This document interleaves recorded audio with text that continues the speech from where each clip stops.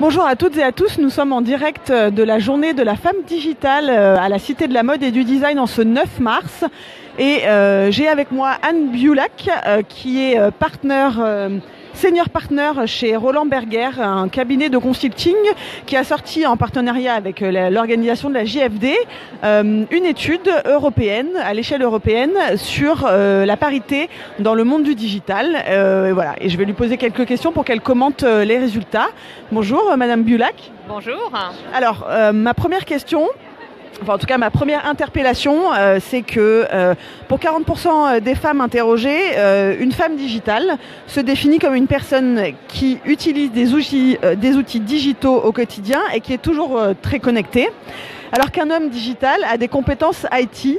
Et pourquoi cette différence selon vous ? Alors c'est assez amusant parce que quand on a posé la question est-ce qu'il y a une différence entre un homme digital et une femme digitale, à 89% les hommes disent aucune différence, 79% des femmes disent aucune différence, mais quand on creuse en effet, grosse différence parce que l'homme digital est un homme qui développe et qui est vraiment les mains dans le cambouis dans le digital, alors que la femme digitale à 40% est cette femme connectée, utilisant les réseaux, etc. Et pour nous ça pose quand même une vraie question, parce que aujourd'hui il faut que les femmes deviennent plus productrices du digital que simples utilisatrices, d'autant plus que des études, et dernièrement la Harvard Business School a sorti une étude qui montre que les startups créées par des femmes étaient souvent plus performantes que la moyenne des startups. Donc on voit bien que les femmes qui prennent à bras le corps et qui produisent dans le digital ont du succès et créent de la valeur pour notre société. Donc il est vraiment important aujourd'hui que les femmes ne restent plus simplement ces utilisatrices dans ce monde connecté. Donc c'est certes important, c'est une première étape, mais maintenant il faut aller un peu plus loin dans le monde du digital. Pour revenir un petit peu sur le panel des personnes interrogées, je vais juste revenir sur quelques chiffres. Donc c'est environ 3000 personnes entre 26 et 50 ans, avec 63% de salariés, 8% d'entrepreneurs et 20% d'étudiants. Pourquoi des étudiants ? Parce que l'objectif de cette étude était vraiment de comprendre comment le digital avait ou non d'ailleurs transformé la place de la femme au travail. Donc il nous semblait important de regarder vraiment chacune des étapes de la vie professionnelle. Et la première étape était l'entrée dans la vie professionnelle. Donc on était intéressé d'entendre les étudiants aussi, de voir comment ils se projetaient, qu'est-ce qu'ils en voyaient sur justement la place de la femme au travail. Et après de regarder aussi la vie au travail de manière classique, et surtout ensuite une question clé pour nous était l'accès à des positions de management et de responsabilité dans l'entreprise.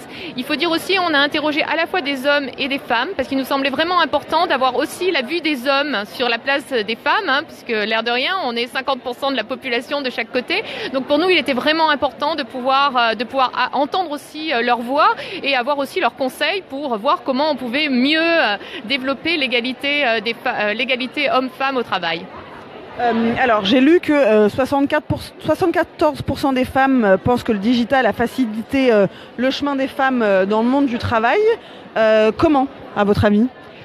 Alors, 74% des femmes, mais aussi 74% des hommes. Donc là, c'était vraiment aussi le hasard des chiffres. Finalement, on a eu exactement la même proportion des hommes et des femmes qui considèrent que le digital est un vrai vecteur, un accélérateur du développement des femmes au travail. Ce qui ressort très clairement, c'est qu'en effet, en tant qu'outil, ça permet de faire tomber un certain nombre de barrières, ça lutte, ça permet plus de flexibilité dans l'organisation du travail. Et aussi, ce que les femmes soulignent énormément, à 93%, c'est que ça les ouvre sur des réseaux qui est aujourd'hui considéré comme une des sources essentielles pour pouvoir réussir en fait sa vie professionnelle. Donc on voit bien le digital, un vrai outil, un facilitateur, un accélérateur du succès professionnel.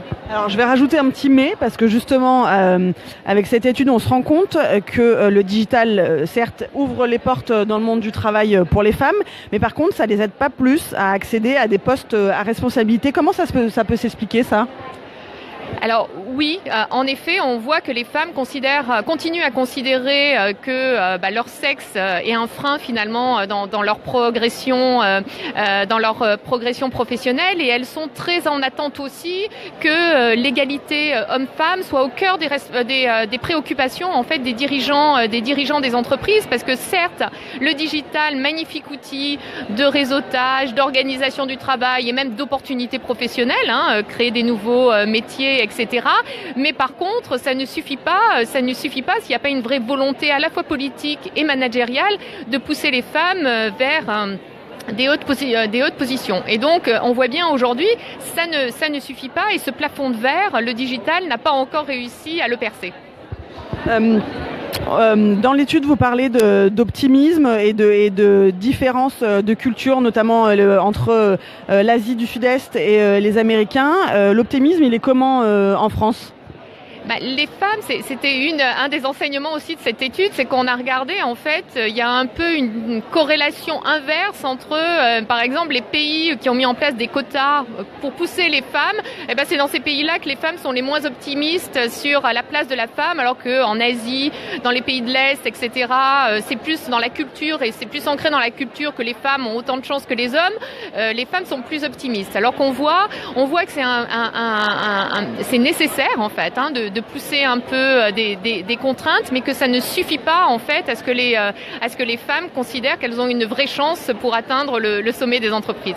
Il y a une question d'âge aussi. Selon l'âge et l'avancée dans la carrière, il y a une différente perception de la part des femmes. Exactement. Et ça, pour nous, ça a été une surprise, et plutôt une mauvaise surprise, parce qu'on se rend compte aujourd'hui que les jeunes femmes sont finalement les plus pessimistes par rapport aux chances qu'elles ont d'atteindre le sommet des entreprises. Alors ça s'explique en particulier parce que sans doute il n'y a pas assez de rôle modèle aujourd'hui de femmes, et qu'elles voient, et quand elles arrivent dans l'entreprise, c'est en fait, elles sont sur la face nord de l'Everest, alors que les femmes un peu plus âgées et qui ont déjà une expérience professionnelle sont peut-être arrivées, on va dire, aux 2/3 de l'ascension, et se disent bon, oui, ça a été dur, mais finalement on peut y arriver. Mais je pense que si on n'arrive pas à donner confiance aux jeunes générations, on n'arrivera pas à changer cette situation, et c'est vraiment pour moi l'une des problématiques clés. Il faut vraiment travailler sur ça et donner confiance aux jeunes que oui, bien sûr, elles ont autant de chances que les hommes d'atteindre le sommet. Si on devait conclure en quelques mots les enseignements de cette étude, ce serait quoi ? Ce serait oui, le digital peut changer les choses, mais il reste quand même des choses à faire.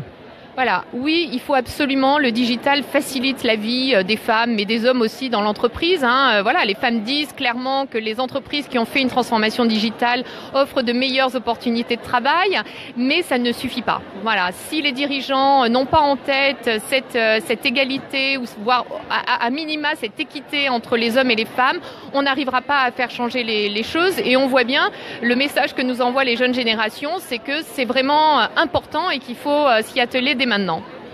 Merci beaucoup, Madame Biulak.